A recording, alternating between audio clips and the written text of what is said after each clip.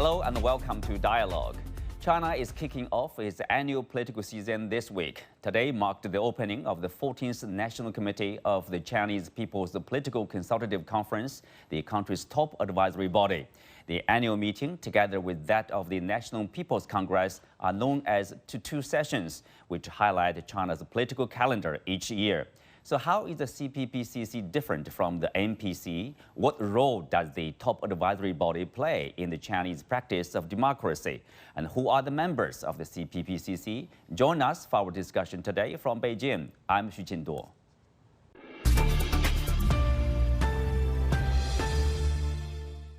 Joining me today are Vincent Mo, chairman of Upsky Energy Group and member of the 13th National Committee of the CPPCC.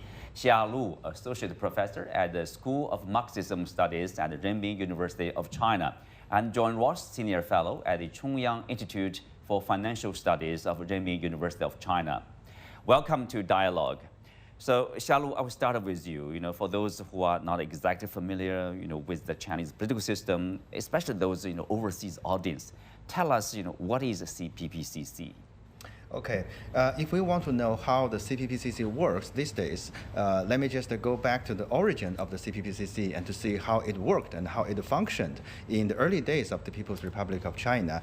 Actually, the CPPCC was actually founded earlier than the People's Republic of China, and it provided the legitimacy or legitimate foundation for the new China. And during the period from 1949 to 1954, the CPPCC actually functioned as the legislative and the most supreme political apparatus in People's Republic of China. But after 1954, the CPPCC was still there, and actually it still works until these days as the advisory body. So there are three functions, main functions of the CPPCC. The first one is a political consultation. The second one is the supervision. And the third one is to offer or provide professional, let's say, opinions based on those kind of previous officials' kind of experience. So basically, the CPPCC is a main political organ to provide professional opinion for governance, management, and other kind of civil management, and also the supervision, especially the supervision to the key officials and the cadres in particular organs. So that's the thing. Supervision of the government work. Yeah. At the same time, of course, there's a constitution process, and also it provides advice. Proposals to the government in terms of governance. Right. And then, who are the members of the CPPCC? Well, actually, there are at least 5 levels.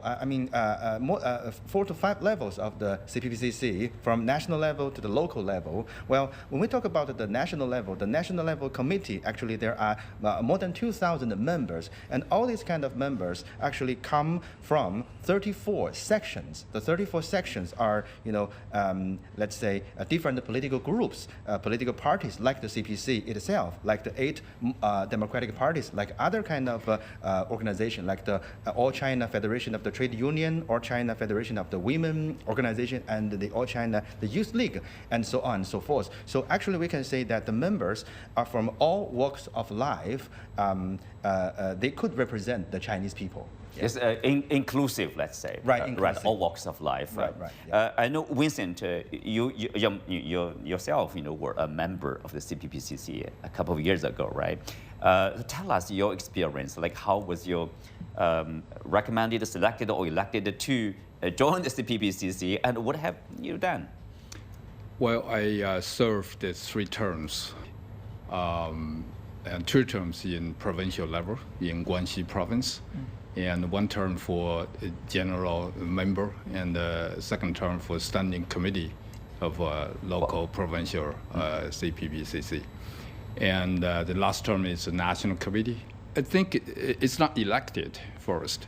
And the member of the CPPCC is sort of appointed, but through consultation. It's recommended by different organizations, and then it went through a proving process and eventually approved by the National Committee. So that's really the selection process.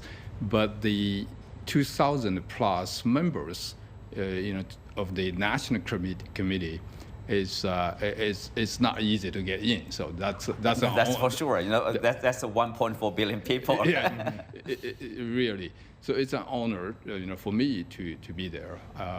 So as a member of the CPPC, there is a national annual session. We call it 2 sessions, including MPC. So usually it takes a week to 10 days. That's the annual session. And during the year, if you are a standing committee member, you probably need to quarterly session. You have to attend the quarterly meetings. And if there are 8 or 9 committees under the national committee, if you're a member of the committee member, and you probably every other month you need to attend the different meetings. I was in the Foreign Affairs Committee when I was a member of the National Committee. So we meet at least 6 times a year to discuss different things.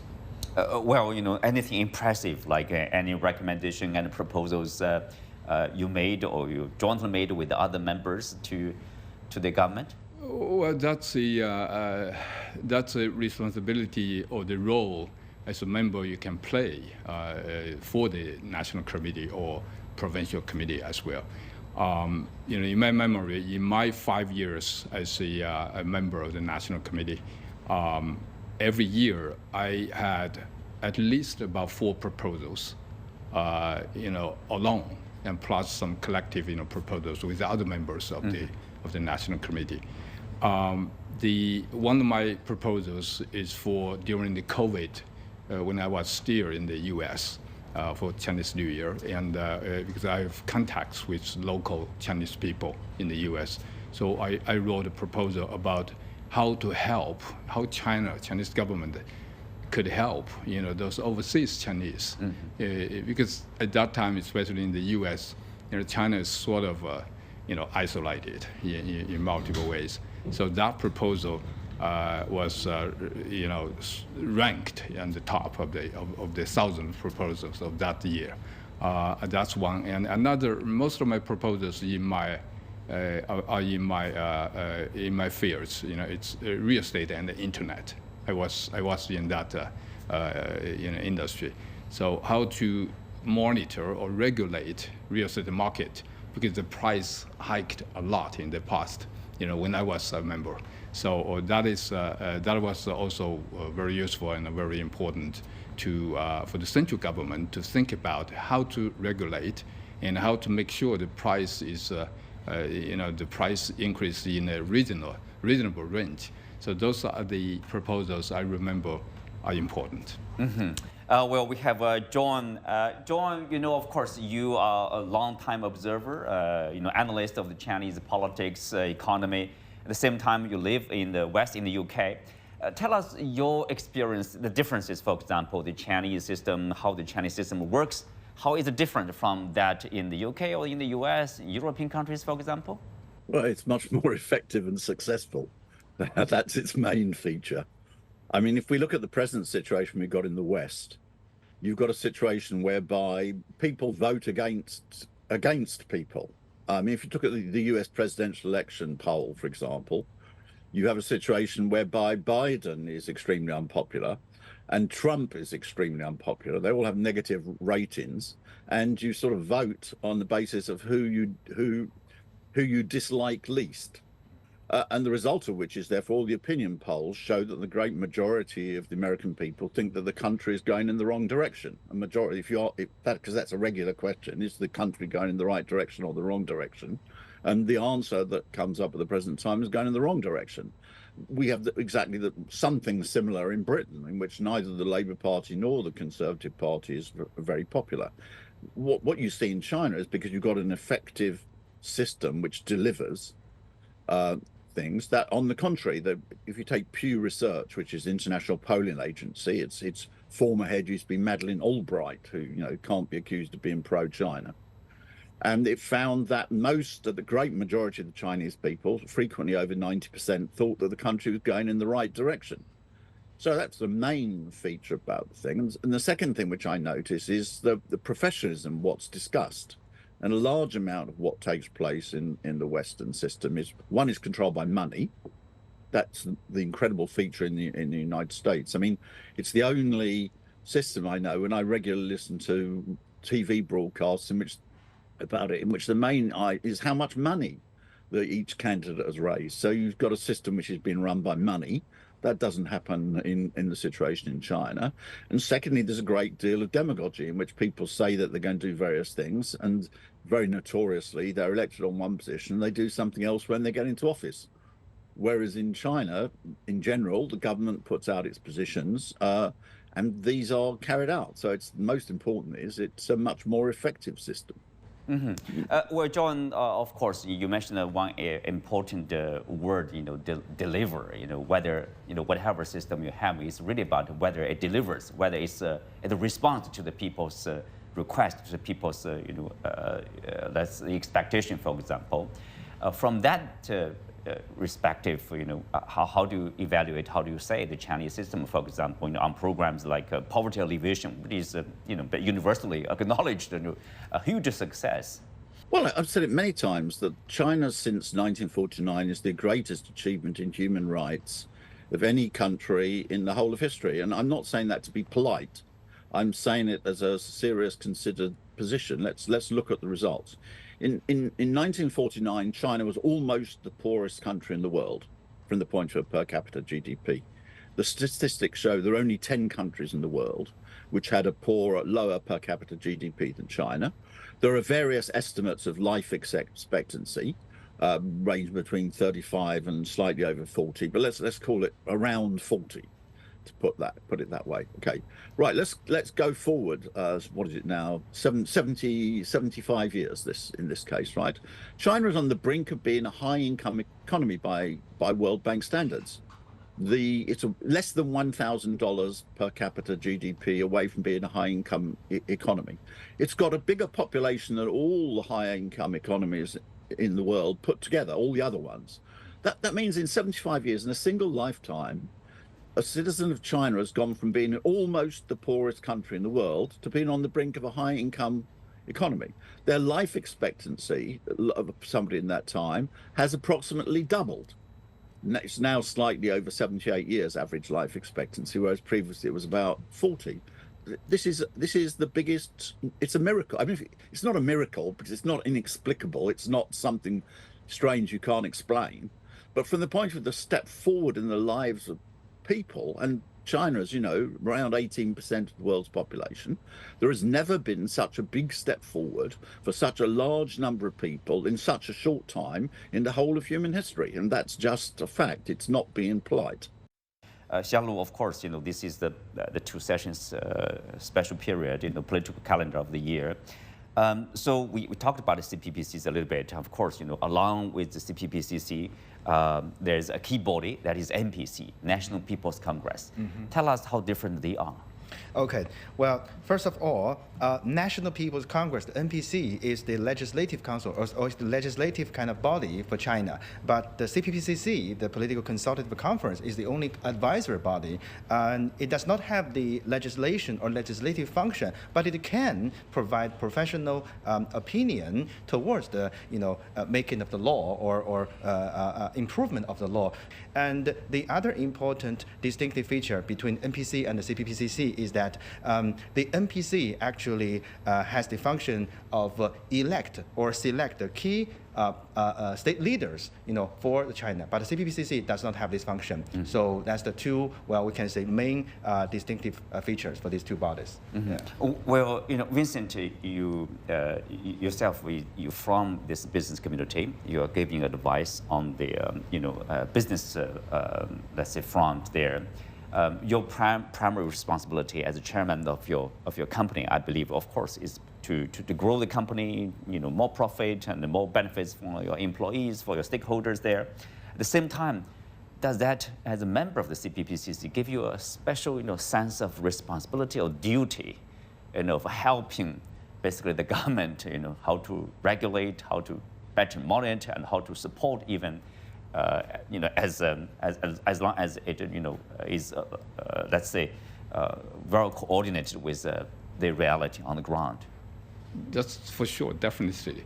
As the chairman of the company, of course, we need to make it greater and make it more profitable, for shareholders, for the employees, and eventually also pay more tax to the country, to the government. So that's our duty. But there's a balance for you too. As a member of the National Committee, and we are playing a different role. In that role, and we are thinking about the country, thinking about the whole, sectors or whole industry, how to make this the internet and in the real estate, and now in this new energy sector. So I need to think about what will be the best for this sector, for this industry, for the market, not specifically for my company. So as long as we have a macro very good environment there, and our micro company can survive much better situation. So being a member of the National Committee, we need to be responsible for for the country, for the industry. So I think that's the contribution we can contribute to the National Committee. Yeah, that's obviously a much larger responsibility than being the chairman of the company there. Professor Xia, if you look at this NPC, CPC, whatever system we have here, I mean, the government is supposed to be responsive to the need of the people, expectation of the people, and also is expected to deliver, to represent the entire population, the people there. How does the Chinese system ensure the government being representative of the will of the people through CPPCC or NPC here? Well, I think just now Professor Ross through internet online has already mentioned one of the distinction or one of the distinctive feature between political system in China and in the West.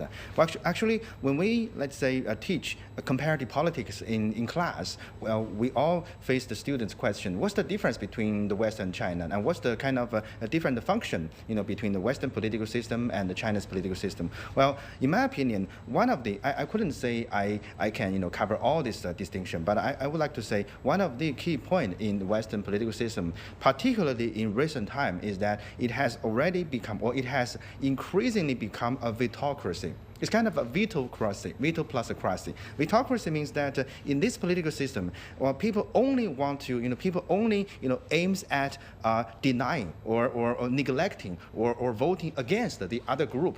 Okay, so we don't care about promote new things. We only care about I don't agree with you, so I just vote against you. So largely it would become a vetocracy. Well, people only disagree in the sake of or with the sake of disagree. They don't want to promote some kind of new things or practicable kind of solution for the issue. It's not issue oriented. It's not practice oriented. It's just I would like to say idea oriented. I just want to disagree with you for the sake of disagree with you. But it's different in China. In China, the Chinese political system focuses more on inclusion, focus more on integration, focus more on solidarity, and also focus more on, of course, the social order and the stability of the economy and society. So based off, most of all, Chinese leaders focus on to solve the problem rather than to, create new problem. Right? Just like one of the economists said, the Western government, it has become the issue itself rather than solving the issue. So in my opinion, that's the difference between China and the Western political system. Yeah. Well, in the Chinese system, the Chinese government is, let's say, a lot of discussion. One feature of that is being pragmatic. Right. Solve issues. You deal with issues like right. People have, or the concerns that people have. How to deal with that. In the Chinese way, that's really right. the debate, the discussion. Right. And despite all the progress China has made over the past 40+ years, John, still you see, especially given the background of U.S. rivalry against China here, you have the U.S. Either media, politicians, regularly they basically call China one-party rule, communist China. What's your response to that? Well, I think the best comment on this was the one that President Xi Jinping made, which he said, only the person wearing the shoe knows whether it fits or not. Right. I mean, China doesn't advocate its political system for anyone else. I mean, every country in the world is absolutely unique. just necessarily so, because it's a different combination of economy, different combination of society, different combination of culture, different combination of history, all sorts of things. So China doesn't advocate that it has everybody else adopts its political system. It's a big mistake by the United States to take the reverse course, because the United States says everybody's got to have our political system. Well, that's created no end of trouble. I mean, what happened when they tried to impose that on Iraq, for example? The Middle East was turned into a hotbed of terrorism, and many hundreds of thousands of people were killed. China officially doesn't proclaim that it wants its system adopted elsewhere. It says it works for us, and the facts show that it does work for China. The ones that I discussed earlier. If you take the United States, I don't actually think it works terribly well for the United States, but that's the American people decide what their political system is. But what is absolutely mad is to try to impose it upon other people. And this has led to as I said, Iran, Libya, many other types of disasters on this. So what I think is the case with the question of China is you have to judge it by the results. Why do the polls show that the satisfaction with the government is very high? And I don't mean polls conducted by the Chinese government. I mean polls conducted by, American polling agencies. They find a high degree of satisfaction because it's work. It's delivering results. In other words, as President Xi put it, the shoe fits. That doesn't mean there are no problems. Of course there are problems, but these are relative problems. They're more small problems compared to the ones which you have in the United States at the present time. So I think you have to judge a system by what its results are. And that's what most people are. Most people, let's be blunt, are not interested in politics, or they're not interested. It's not their main priority.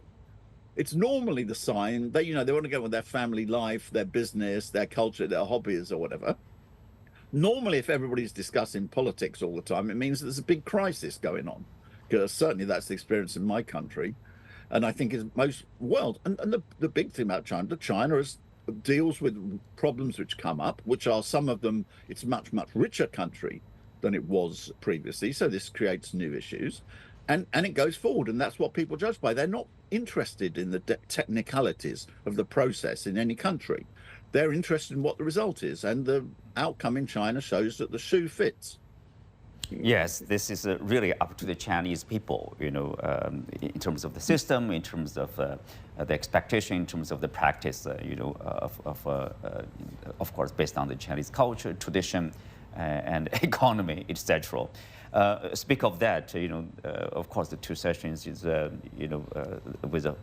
have the focus, have all the attention on the political function, on the economy, on the country, for the next year, for example. So, Vincent, I'll start with you. What's your expectation? What's the focus for these two sessions, for this year's two sessions? Like, what do you think? Or based on the information you have, based on the talks you have, probably with your colleagues, with your friends, what's the top concern? What's the top issue for this year? Well, before the two sessions, the national two sessions, and China has already had the provincial and the city level two sessions already, and we have seen different proposals, different suggestions from local CPPCC. I summarized a little bit, how many categories of topics. And one very important category is really the stability and the revive of the general economy. So that's very important. We have been under pressure for slowing down. The growth is slowing down. We still have growth there, but it is slowing down. So that's a pressure to everybody, to the government, to the business sector, also to the human, to our general, society.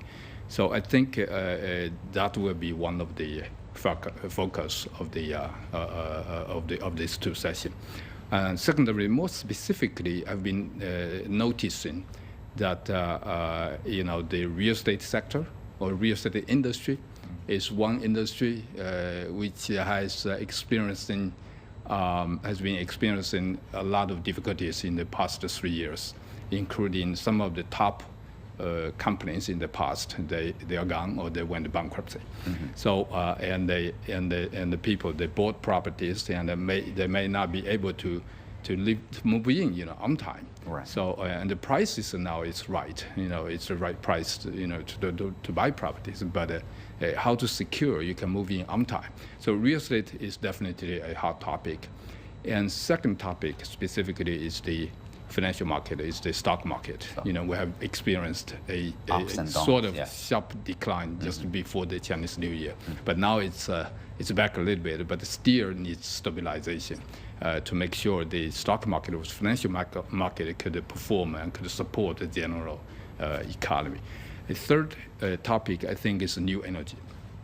That has been emerging in the past 3 years, which are becoming a pilot, also the most important industry of China's general economy for now and into the future, 10 years. China has already been leading the world in new energy.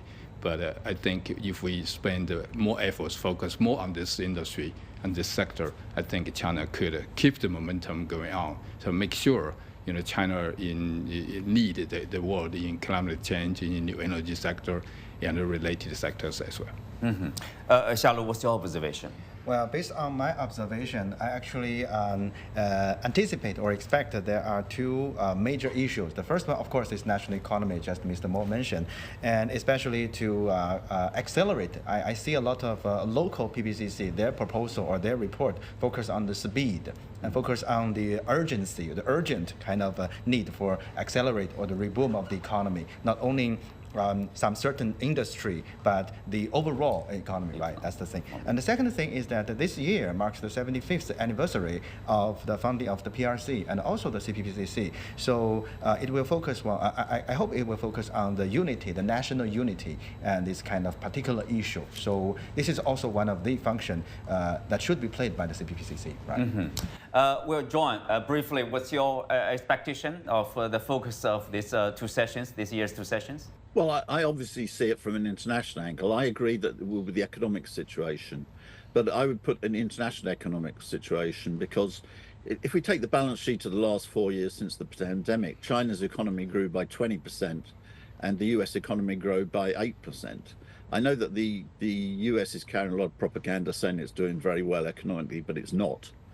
China's economy grew 2.5 times as fast as the US. And unfortunately, there are irresponsible circles in the United States who want to use economic pressure, tariffs, or even military-related issues, such as pressure on Taiwan and other things to create problems. So I think it's going to be the economic situation, both in its direct consequences and in its indirect consequences, that will be key. That would be my observation from outside. I'm sure there are many things in China that people there know, which I would not be able to, I would not express an opinion on.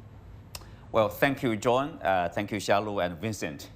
Well, with that, we come to the end of today's discussion. Many thanks to our guests again. You can also follow us on the CGTN app on YouTube. I'm Xu Xinduo. Thanks for being with us. See you next time.